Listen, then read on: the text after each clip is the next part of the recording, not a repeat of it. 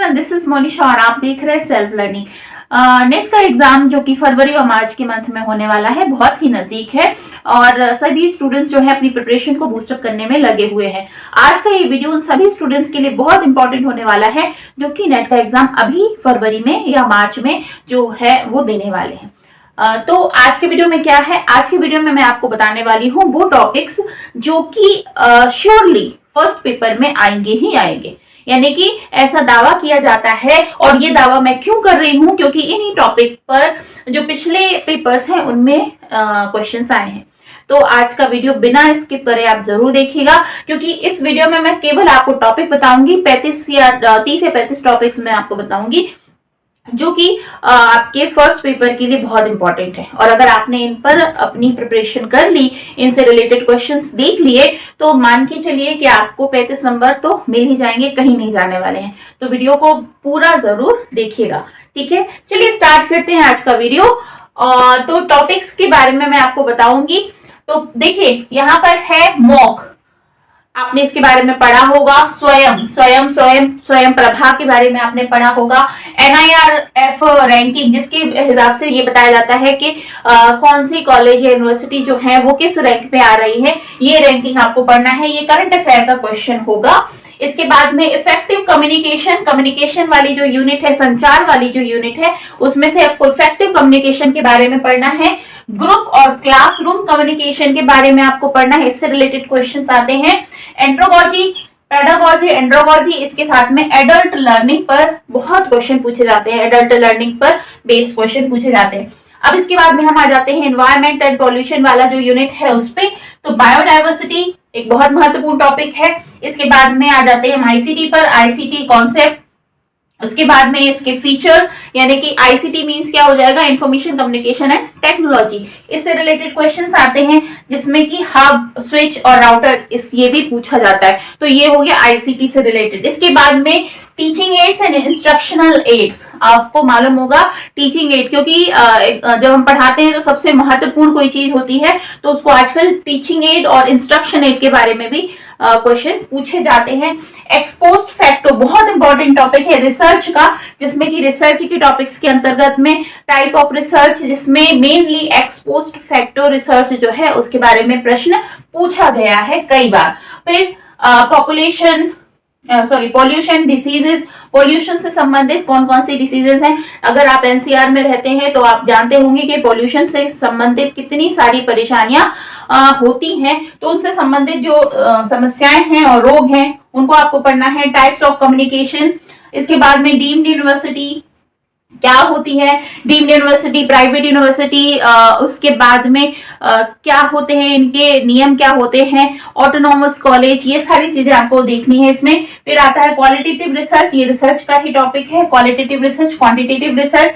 इसके बाद में renewable energy sources, solar energy, geothermal, wind, biomass, ये करंट अफेयर का क्वेश्चन है। तो इससे संबंधित आपको क्वेश्चन पूछे जा सकते हैं। चलिए आगे बढ़ते हैं। नेक्स्ट हम जाते हैं, क्वेश्चन नंबर 16 हो गए हैं, अब 17 पर हम जाएंगे।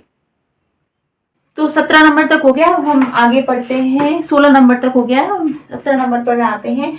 ब्रिक्स नेशन के बारे में आप जानते होंगे कौन कौन से इसमें जो देश हैं वो शामिल हैं, और इसमें से कौन से ऐसे हैं जो CO2 गैस को सबसे ज्यादा उत्सर्जित करते हैं, उनकी रैंकिंग क्या है, इसके बारे में क्वेश्चन पूछा जाता है। तो लेटेस्ट देखा जाएगा, अभी यहाँ पर लार्जेस्ट है कि सबसे ज्यादा जो CO2 है उसको उत्सर्जन कौन से देश करते हैं। करंट अफेयर का क्वेश्चन है, ये आज के संदर्भ में देखा जाएगा, मतलब प्रेजेंट टाइम में। इसके बाद में ranking of biggest CO2 gas emission, यानी कि सबसे ज्यादा CO2 गैस का जो एमिशन है वो कौन से देश करते हैं, उसकी रैंकिंग क्या है, इसके बारे में आपको पढ़ना है।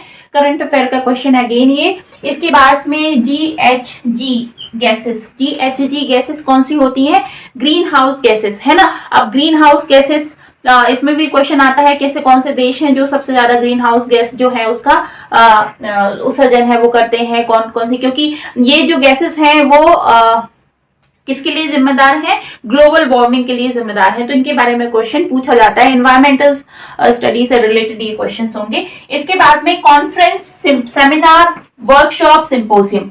आप अगर इस फील्ड में हैं, अगर आप टीचिंग लर्निंग प्रोसेस की फील्ड में हैं, तो आपको मालूम होगा कि सेमिनार और कॉन्फ्रेंसेस बहुत महत्वपूर्ण होते हैं।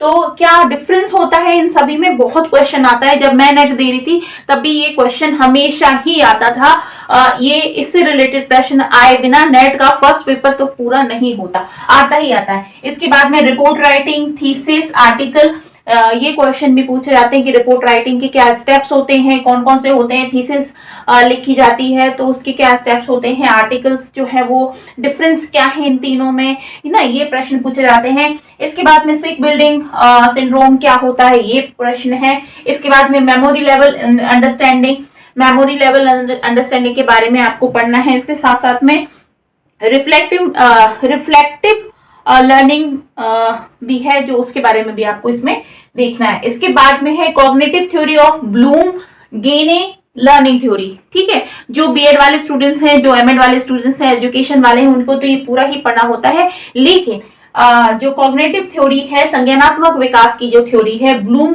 टेक्सोनॉमी जो है, गेने का संज्ञानात्मक विकास है, इनकी जो लर्निंग थ्योरीज हैं, इसके बारे में भी आपको पढ़ना है। इससे संबंधित बहुत प्रश्न पूछे जाते हैं।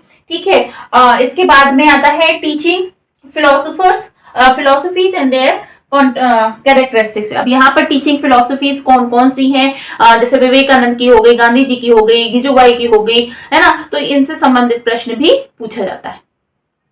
इसके बाद में नेक्स्ट है हमारा जो डीआई का पोर्शन होता है, मैथ्स का डीआई का पोर्शन होता है। जैसे कि बहुत सिंपल मैथ्स पूछी जाती है। डीआई के क्वेश्चंस जरूर थोड़े से टफ पड़ जाते हैं उन स्टूडेंट्स के लिए जो कि मैथ्स बैकग्राउंड से नहीं है। तो रेशियो के क्वेश्चन, एवरेज के क्वेश्चन, परसेंटेज के क्वेश्चन ये पूछे जाते हैं। ठीक है, जो मैथ्स का पोर्शन है वो थोड़ा हार्ड पड़ता है जो अदर बैकग्राउंड के बच्चे होते हैं उनके लिए, लेकिन क्वेश्चन तो आते ही हैं। मैथ्स से संबंधित मैं आपको बताऊं तो सिंपल मैथ्स पूछी जाती है। इसके बाद में SICI मिक्सचर के से रिलेटेड, रीजनिंग से रिलेटेड प्रश्न पूछे जाते हैं। रीजनिंग में बहुत कुछ आता है, बार डायग्राम आते हैं, क्वेश्चन मैचिंग वाले क्वेश्चंस भी आते हैं। इसके साथ साथ में ब्लड रिलेशन से संबंधित प्रश्न भी पूछे जाते हैं, है ना। इंडियन लॉजिक्स जो होते हैं उससे रिलेटेड क्वेश्चन भी पूछे जाते हैं। जो दो प्रश्नों में समानता होती है, दोनों में एक तरीके से क्वेश्चन ऐसे पूछे जाए जो दोनों में क्या समानता है, क्या किस तरीके से कंपैरिजन किया जा रहा है, वो प्रश्न पूछे जाते हैं। फिर सीक्वेंस ऑफ अनुमान, स्टेप्स, प्रोसेस, ये भी प्रश्न पूछे जाते हैं। साइंटिफिक रिसर्च और उसके स्टेप्स, इससे रिलेटेड क्वेश्चन पूछे जाते हैं। साइंटिफिक रिसर्च किसे कहते हैं, कितने इसके स्टेप्स होते हैं, इसका वीडियो मैं पहले ही आपको समझा चुकी हूँ। इसके बाद में हाइपोथेसिस, इसके टाइप्स, नल हाइपोथेसिस होता है आपका, और जो पॉजिटिव हाइपोथेसिस होती हैं। ठीक है, तो इनसे संबंधित प्रश्न पूछे जाते हैं। अल्टरनेटिव हाइपोथेसिस कॉन्सेप्ट इसके होते हैं वो। फिर व्याप्ति से संबंधित लास्ट में आता है कॉम्प्रिहेंशन जो है, वो भी प्रश्न पूछे जाते हैं, तो उसकी प्रैक्टिस भी आपको करनी होगी। तो ये है वो इंपॉर्टेंट टॉपिक्स जिनसे रिलेटेड क्वेश्चन पूछे जाते हैं, जो कि पिछले पेपरों में से देखकर मैंने आपको बताया है। तो आई होप आपके लिए ये वीडियो इन्फॉर्मेटिव रहा होगा। अगर अच्छा लगा है तो प्लीज लाइक कीजिएगा। और मैं आपको बताती चाहूँ कि ये जो टॉपिक्स हैं इन सभी की मैं कंप्लीट तैयारी आपको करवाऊंगी, साथ ही साथ में क्वेश्चंस भी बताऊंगी, क्योंकि अगर आपको फरवरी का एग्जाम अटेम्प्ट करना है तो बहुत कम समय हमारे पास में बचा हुआ है, और इस कम समय में बहुत इंपॉर्टेंट हो जाता है कि हम बहुत क्रिस्प वे में स्टडी करें। ठीक है, तो ये महत्वपूर्ण जो टॉपिक्स हैं इनसे रिलेटेड क्वेश्चंस आप करेंगे, और जो पिछले सालों में इनसे संबंधित प्रश्न आए हैं उसकी तैयारी हम करेंगे। तो इन सेल्फ लर्निंग के वीडियोस के साथ में बने रहिएगा। और इसके पहले जो मैंने वीडियोस बनाए हैं उनकी लिस्ट आप जाकर देख सकते हैं, प्लेलिस्ट में जाकर देख सकते हैं। कंप्लीट प्रिपरेशन करा रही हूं मैं एजुकेशन से, जो बच्चे स्टूडेंट जो हैं एजुकेशन सब्जेक्ट के हैं उसकी भी कंप्लीट प्रिपरेशन है, प्लेलिस्ट बनी हुई है UGC नेट की, तो आप जाकर वहां पर देख सकते हैं। वीडियोस आपके लिए काफी हेल्पफुल रहेंगे। और अगर आपको ये वीडियोस अच्छे लगे हैं तो, और अभी ये वीडियो अच्छा लगा है तो जाते जाते लाइक कीजिएगा, शेयर कीजिएगा दूसरों के साथ में, और चैनल को सब्सक्राइब करना जरूर, चैनल को सब्सक्राइब जरूर कीजिएगा। Thank you so much.